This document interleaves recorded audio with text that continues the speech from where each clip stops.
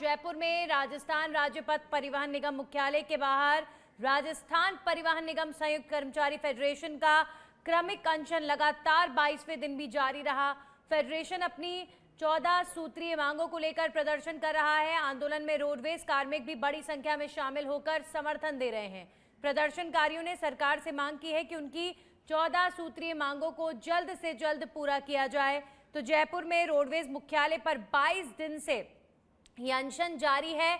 अपनी 14 सूत्रीय मांगों को लेकर संयुक्त कर्मचारी फेडरेशन लगातार प्रदर्शन कर रहा है और 22 दिन हो चले हैं, लेकिन अभी तक इस आंदोलन का कोई समाधान नहीं निकला है। राजस्थान राज्य पथ परिवहन निगम मुख्यालय के बाहर राजस्थान परिवहन निगम संयुक्त कर्मचारी फेडरेशन का अनशन लगातार 22वें दिन भी जारी रहा और 14 सूत्रीय मांगों को लेकर विरोध प्रदर्शन हो रहा है। आंदोलन में रोडवेज कार्मिक बड़ी संख्या में शामिल होकर समर्थन दे रहे हैं। प्रदर्शनकारियों ने सरकार से मांग की है कि 14 सूत्रीय मांगों को जल्द से जल्द पूरा किया जाए।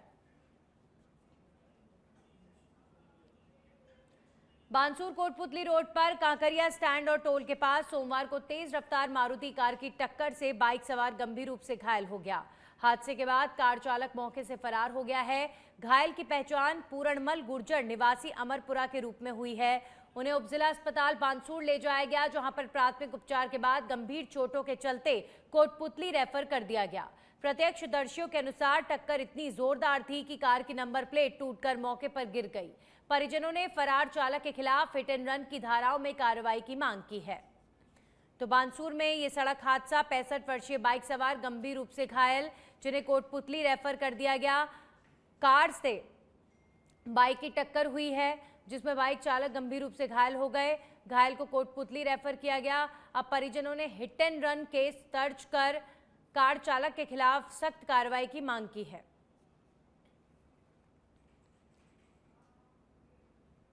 और अब खबरों में आगे बढ़ेंगे। चित्तौड़गढ़ के निम्बा हेड़ा में उपखंड क्षेत्र के बंडर चौराहे पर बीती रात हुए भीषण सड़क हादसे में 3 युवकों की दर्दनाक मौत हो गई। प्रारंभिक जांच में अज्ञात वाहन द्वारा मोटरसाइकिल को टक्कर मारने की आशंका जताई जा रही है।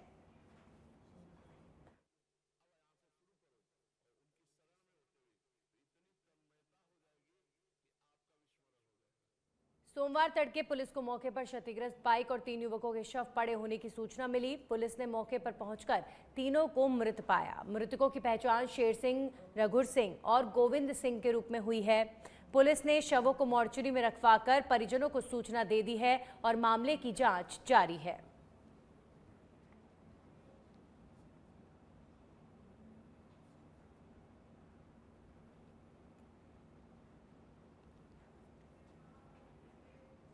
अलवर के बानसूर बुटेरी गांव में शनिवार देर रात 2 गुटों के बीच फायरिंग और हिंसक झड़प की घटना सामने आई है, जिससे पूरे इलाके में सनसनी फैल गई।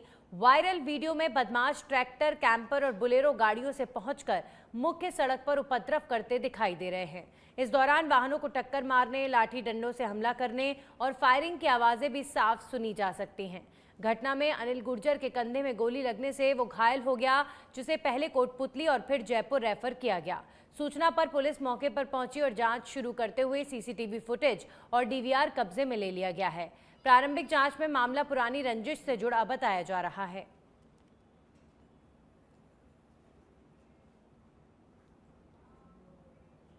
वहीं डूंगरपुर में सागवाड़ा थाना क्षेत्र के भिलूड़ा गांव में बीती रात बिजली विभाग के ट्रांसफार्मर में भीषण आग लगने से अफरा तफरी मच गई। आग की लपटों ने पास स्थित 3 खंडर मकानों को भी अपनी चपेट में ले लिया। घटना के बाद जैन एवं छोटी औदिच्य मोहल्ले में हड़कंप मच गया। सूचना पर सागवाड़ा पालिका से फायरमैन नीलेश पाटीदार अपनी टीम के साथ मौके पर पहुंचे और करीब 2 घंटे की मशक्कत के बाद आग पर काबू पाया गया। समय रहते दमकल विभाग और प्रशासन की तत्परता से बड़ा हादसा टल गया और किसी प्रकार की जनहानि नहीं हुई। घटना के बाद ग्रामीणों ने बिजली विभाग और पंचायत प्रशासन पर लापरवाही का आरोप लगाते हुए कहा कि ट्रांसफार्मर की खराब स्थिति और जर्जर खंडर मकानों की जानकारी पहले ही दी जा चुकी थी, लेकिन समय पर कार्रवाई नहीं की गई। रात को लगभग 1:15-1:30 बजे जैन मोहल्ले के पास यहाँ डीपी है। उस डीपी में अचानक लोड बढ़ने की वजह से एक चिंगारी उठी और चिंगारी से डीपी में आग लगी। आग लगने से यहाँ पास में हम मुसलमान के पुराने घर पड़े हुए थे, वो घर के चपेट में वो आग घरों के चपेट में आ गई और घर से होते हुए आसपास के 2-3 मकानों तक जो है वो आग बहुत विशाल रूप ले लिया। प्रशासन को अवगत कराया, अग्निशमन यंत्र भी यहाँ पर पहुंचे और अग्निशमन गाड़ी से यहाँ पर आग बुझाने का काम चल रहा है। निश्चित रूप से अगर ये सजगता ग्रामीणों ने, आसपास के पड़ोसियों ने नहीं बरती होती तो आसपास में घना मोहल्ला है और घने मोहल्ले में लगभग 25 से 30 घर आग की चपेट में आ सकते थे। बांसवाड़ा में शहर के अमरदीप कॉलोनी में पागल कुत्ते के हमले से इलाके में दहशत फैल गई। अचानक आक्रामक हुए श्वान ने घर के बाहर बैठे एक बच्चे और उसके बड़े पापा पर हमला कर उन्हें घायल कर दिया। घटना के बाद स्थानीय लोगों में अफरा तफरी मच गई। घायल संजय और गणेश को तुरंत जिला अस्पताल ले जाया गया, जहां पर उनका उपचार जारी है। स्थानीय लोगों का कहना है कि ये श्वान पिछले कई दिनों से क्षेत्र में घूम रहा था और लोगों पर झपटने की कोशिश कर रहा था। घटना के बाद मोहल्ला वासियों ने नगर परिषद से जल्द कार्रवाई कर श्वान को पकड़ने की मांग की है।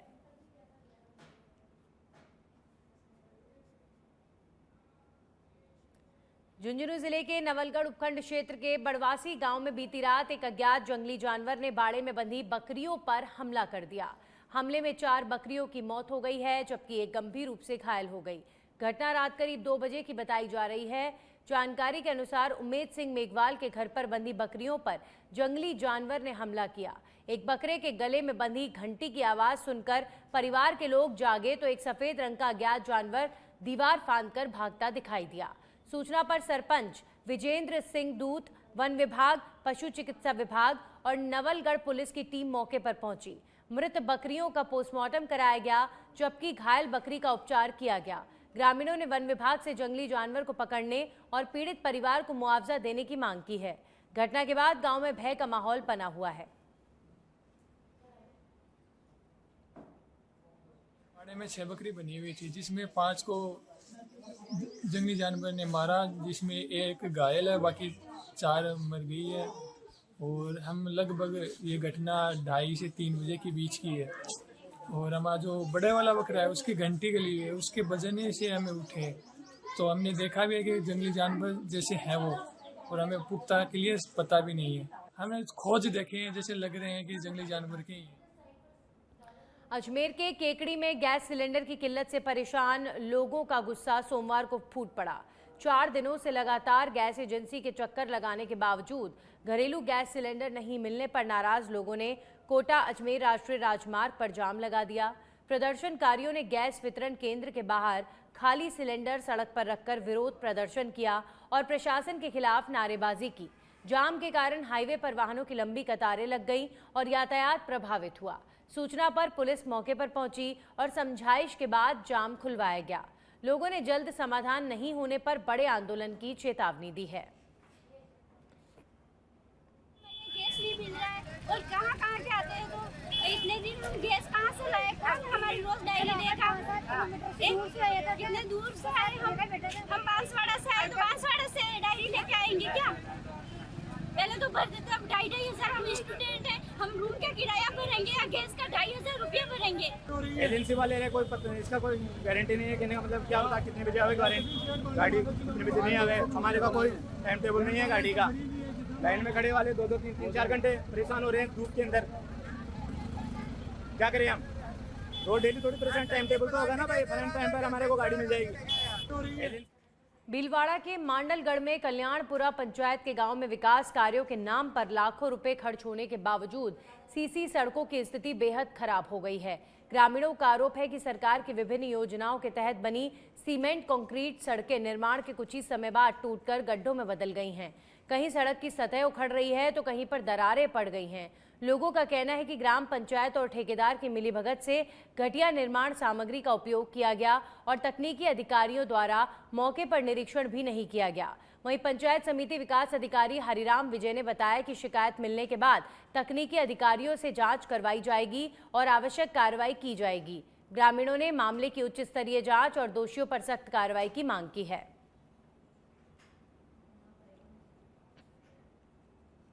सड़क बनी, सीसी रोड, उसके लिए नाली निर्माण नहीं है और जगह जगह से टूट चुकी है।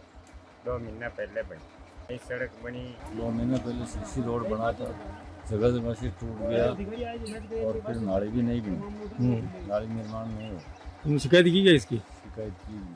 ग्राम पंचायत कल्याणपुरा पंचायत समिति मंडलगण अंतर्गत आज एक शिकायत प्राप्त हुई है, जिसमें ग्राम पंचायत में जो सीसी रोड बने हुए हैं पिछले 2-3 महीने में, उसके बारे में तो इसकी जांच की जा रही है और जांच के उपरांत जो भी दोषी होंगे उनके विरुद्ध कड़ी कार्रवाई। सिरोही से खबर है, जिले के पिंडवाड़ा उदयपुर हाईवे पर प्रतीक होटल के पास भीषण सड़क हादसा हो गया, जहां पर 2 ट्रकों की आमने सामने जोरदार टक्कर के बाद एक ट्रक में आग लग गई, जिससे मौके पर अफरा तफरी मच गई। हादसे में 3 लोग ट्रक के कैबिन में फंस गए।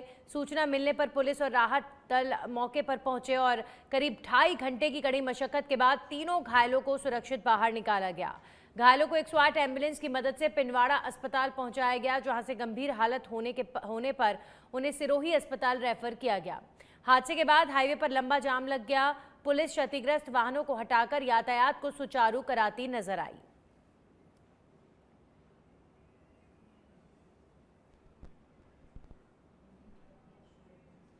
और अब खबर टोंक से है। टोंक के घासग्राम पंचायत क्षेत्र में पिछले 5 वर्षों से अवैध रूप से बकरा मंडी संचालित होने का मामला सामने आया है।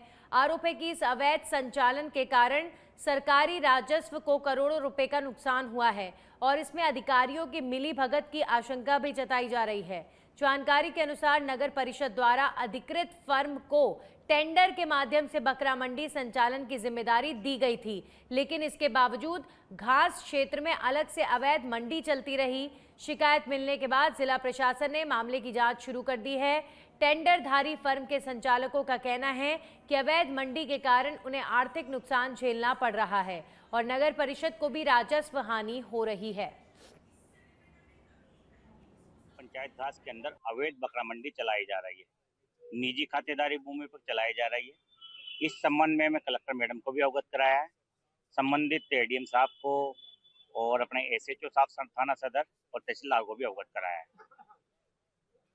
लेकिन अभी तक किसी प्रकार की कोई बकरा मंडी को हटाने की कार्रवाई नहीं की है, ना ही खातेदार जिसने कि बिना अवैध मंडी जहाँ पे रात के अंदर 4-5 जरा आदमी इकट्ठे हो रहे बिना परमिशन के हो रहे, किसी भी तरह की अप्रिय घटना हो सकती है, लेकिन वहाँ पर किसी तरह की कोई कार्रवाई नहीं की जा रही है। तुम्हें भी एसएचओ साहब ने कहा भाई प्रशासन द्वारा हमें क्या बोलते हैं जाब्ता मांगा जाएगा तो हम जाएंगे, लेकिन गत मंगलवार को एक टीम बनाई गई थी, संबंधित तहसीलदार, पटवारी हल्का, गिरदावर साहब और एसएचओ साहब, लेकिन उन लोगों द्वारा किसी प्रकार की कोई अवैध मंडी पे कार्रवाई नहीं की गई है। घास पंचायत में चल रही अवैध बकरा मंडी जो कि वहाँ के सरपंच साहब मुकेश गुर्जर के द्वारा चलाई जा रही है, जो पूर्णतः अवैध है। कलेक्टर साहब को 3-4 बार बताने के बाद भी कलेक्टर साहब के द्वारा कोई कार्रवाई नहीं की जा रही है। राजस्व का नुकसान तो हो ही रहा है, हमें आर्थिक हानि भी हो रही है। इसी क्रम में एसएचओ साहब, पुलिस थाना सदर, उनसे भी मुलाकात करी थी, डिप्टी साहब से भी मुलाकात करी थी, लेकिन सभी विभागों में बात करने के बाद भी इस संबंध में कोई कार्रवाई नहीं हो रही है। अभी जो है कार्रवाई क्यों नहीं हो रही? कार्रवाई नहीं होने के पीछे मुख्य कारण तो साहब लोग ही बता सकते हैं, लेकिन मुझे लगता है कि शायद कोई राजनीतिक शरण इन लोगों को प्राप्त है, इसकी वजह से मंडी पूर्ण रूप से संचालित हो रही है, बंद नहीं। बलोत्रा की ग्राम पंचायत भीमरलाई के राजस्व ग्राम आकल की ढाणी के ग्रामीणों ने सरकारी रास्ते पर हुए अतिक्रमण को हटाने की मांग को लेकर उपखंड अधिकारी बालोतरा को ज्ञापन सौंपा। ग्रामीणों ने बताया कि आकल की ढाणी से बजावास तक प्रधानमंत्री ग्रामीण सड़क योजना के तहत 6 किलोमीटर सड़क का कार्य चल रहा है, लेकिन खसरा संख्या 12 स्थित सरकारी कटान रास्ते पर कुछ खातेदारों द्वारा अवैध रूप से तारबंदी कर कब्जा कर लिया गया है, जिससे आवागमन बाधित हो गया और सड़क निर्माण कार्य रुक गया है। ग्रामीणों ने प्रशासन से रास्ते की पैमाइश कर अतिक्रमण हटाने और सड़क निर्माण कार्य शीघ्र शुरू कराने की मांग की है। साथ ही ज्ञापन की प्रतिलिपि तहसीलदार पचपदरा को भी भेजी गई है।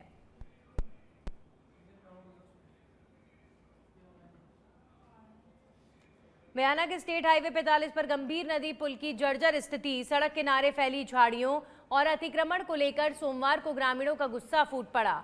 बयाना ब्रह्मबाद मार्ग पर 1 दर्जन गांव के लोगों ने पुल पर एकत्रित होकर पीडब्ल्यूडी और Rajasthan state road development and construction corporation के खिलाफ प्रदर्शन किया और जमकर नारेबाजी की। ग्रामीणों का आरोप है कि पुल लंबे समय से क्षतिग्रस्त है, लेकिन मरम्मत नहीं की जा रही, जिससे हादसों का खतरा बना हुआ है।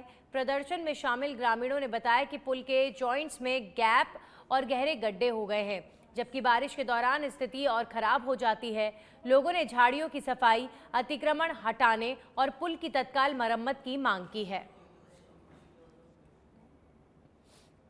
इसमें क्या है, जो वाटर होल है वो बंद है, पानी भर जाता है दोनों तरफ से और ये डैमेज हो रहा है डे बाई डे। इसको शिकायत भी हमने दर्ज कराई पर कोई सुनवाई नहीं है। रेन कटर हैं जो गड्ढे हो रहे हैं दोनों तरफ, यानी पटरियां हैं वो बिल्कुल क्या है गंदगी से लबालब इनकी सफाई कराई जाए और इस ब्रिज की मेंटेनेंस करवाई जाए। ग्रामवासी हमारे क्षेत्रवासी इकट्ठे हुए हैं।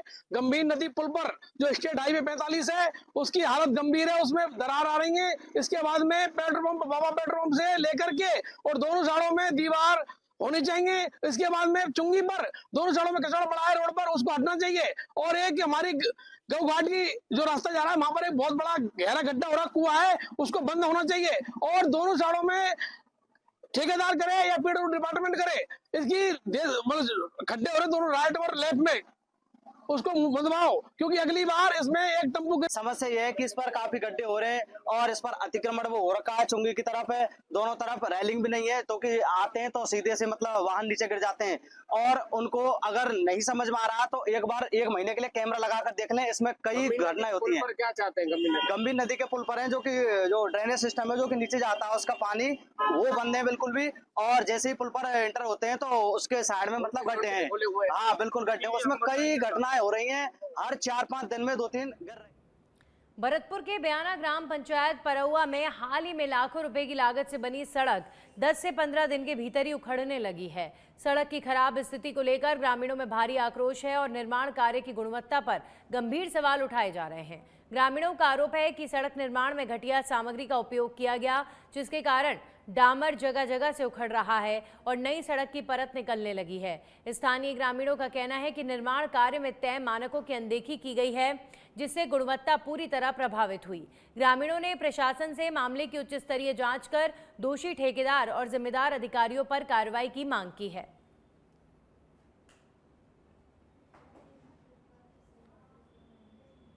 और अब खबर दिल्ली से है। ईरान के विदेश मंत्री सैयद अब्बास अरागची 14 से 15 मई को आ सकते हैं भारत। ब्रिक्स देशों के विदेश मंत्रियों की बैठक में शामिल होंगे। पश्चिम एशिया के मौजूदा हालात और संकट समाधान पर होगी अहम चर्चा। विस्तारित ब्रिक्स ढांचे में भारत ईरान संबंधों को मिलेगा और बल। ईरान 2024 में ब्रिक्स समूह में शामिल हुआ था और अब एक बार फिर ब्रिक्स देशों की मीटिंग के लिए ईरान के प्रतिनिधि भारत का दौरा कर सकते हैं। तो ये ईरान और भारत की दोस्ती को और मजबूती प्रदान करने वाला दौरा होगा। विस्तारित ब्रिक्स ढांचे में भारत ईरान संबंधों को और ज्यादा बल मिलेगा। ईरान 2024 में ब्रिक्स समूह में शामिल हुआ था और भारत के समर्थन से, भारत के सपोर्ट से ईरान को ब्रिक्स में जगह मिली थी। कहीं ना कहीं वही दोस्ती जो ईरान लगातार निभा रहा है। अब ब्रिक्स की मीटिंग के लिए ईरान के विदेश मंत्री सैयद अब्बास अरागची 14 से 15 मई को भारत आ सकते हैं। ब्रिक्स देशों के विदेश मंत्रियों की बैठक होने जा रही है, जिसमें शामिल होने के लिए ईरान के विदेश मंत्री भारत का दौरा कर सकते हैं। पश्चिम एशिया के मौजूदा हालात और संकट समाधान पर अहम चर्चा होगी।